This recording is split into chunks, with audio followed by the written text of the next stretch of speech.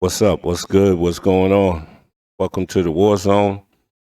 Today I want to talk a little bit about the Gervonta Tank Davis versus Mario Barrios fight last night. And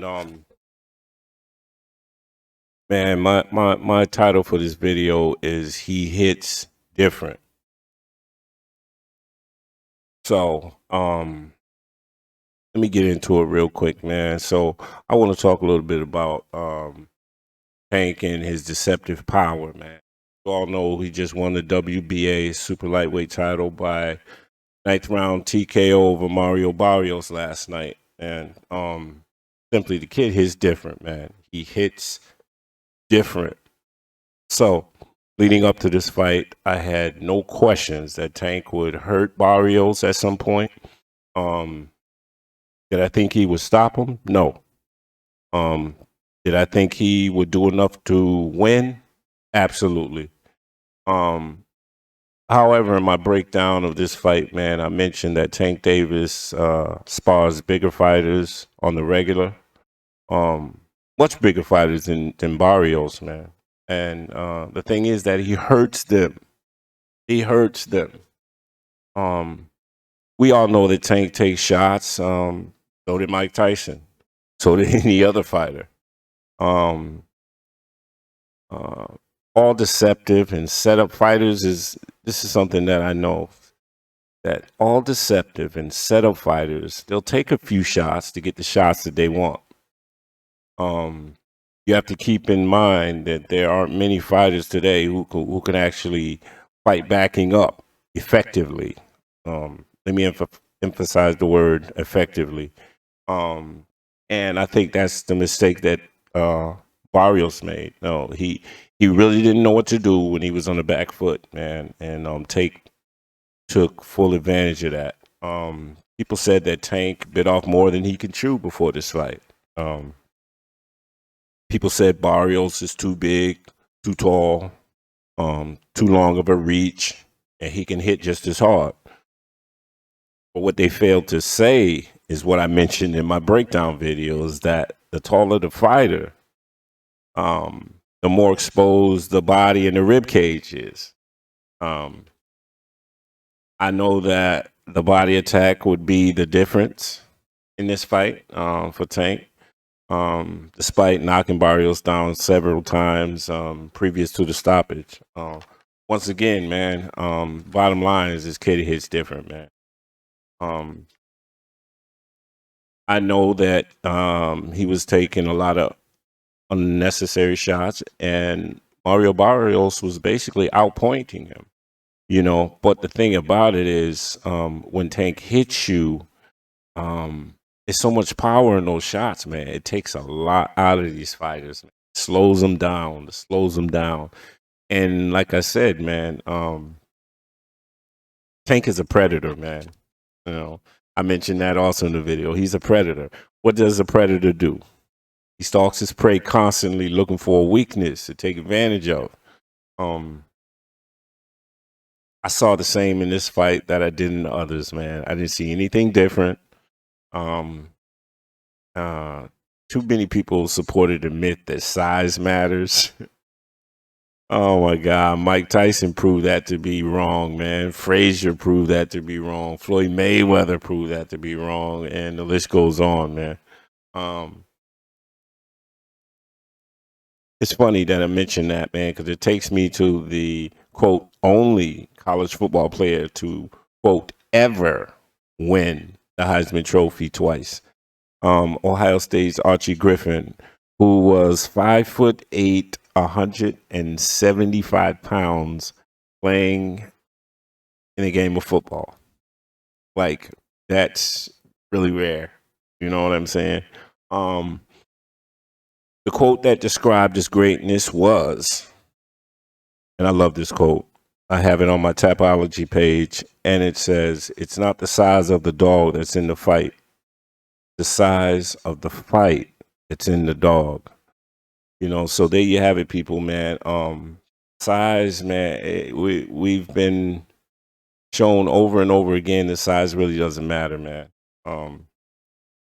And I think this is an advantage that Tank has over his opponents. They underestimate him because of his size.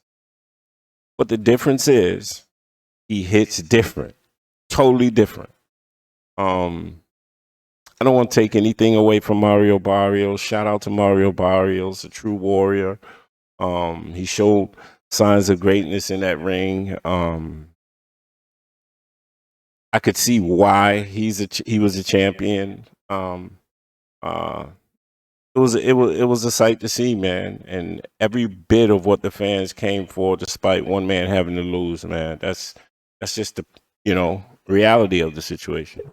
Um, However, man, I just feel like maybe the world and the naysayers will truly take notice of what Gervonta Davis is doing and accomplishing, man, and recognize this kid's the real deal. Um, just amazing. Simultaneous champ in 3 different weight classes, along with the likes of Henry Armstrong. Oh, that's right. Henry Armstrong held the featherweight, the lightweight, and the welterweight titles simultaneously. Later, he went on to vacate the featherweight title because he couldn't make the weight anymore. I'm sure there's some more research and specifics about the simultaneous title holder thing, but overall, man, it's just truly amazing feat. Yeah, man. I just wanted to just talk a little bit about this fight, man, to kind of well, we all know that there's some haters out there who's never gonna give any fighter their due just because they're haters, but all of those who didn't know Gervonta Davis before this fight, hopefully you'll go back and take a look, you know, um, at his previous fights and his career, man, and just see um, why this kid hits different, and he is different, man.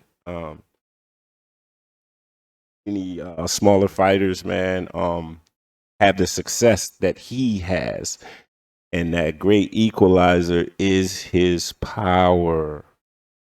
And you look at this kid, and you say, "Look at this little guy," but like I said, he hits different. He hits different. I've seen him. And he has a temper. People don't know that he has a temper. Gervonta Davis, at some point, man, in the fight, man, that killer instinct just switches on, and he's mad. And it may be he got hit, and it made him mad, or maybe he's frustrated and he's um, it's he's trying to prove something, but that's I can look at him and tell when that switch goes off, man, because when he hits, man, he hits with bad intentions, man. He's really hitting you to hurt you and to finish you. And yeah, and I've seen this same type of behavior when he's sparring. Like, because when he's sparring, you have the trainers and the spectators outside the ring, and they be talking mess. Oh, that was a good one. He caught you. He caught you. What you gonna do? What you gonna? And so, I noticed that he responds to that, man. Um, yeah, people don't know, man. I've seen a lot of his spar sessions, man. He's hurt a lot of bigger fighters, man. I mean, I've seen him sparring welterweights. I've seen him sparring middleweights. I've seen him spar heavyweights, actually. Um, and I forgot who it was, but I heard last night one of the former fighters. I forget. I can't remember his name, but anyway, he said Hank hits like a heavyweight.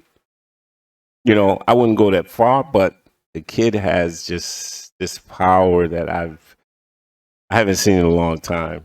Obviously there's Mike Tyson. There's a few other people who Deontay Wilder.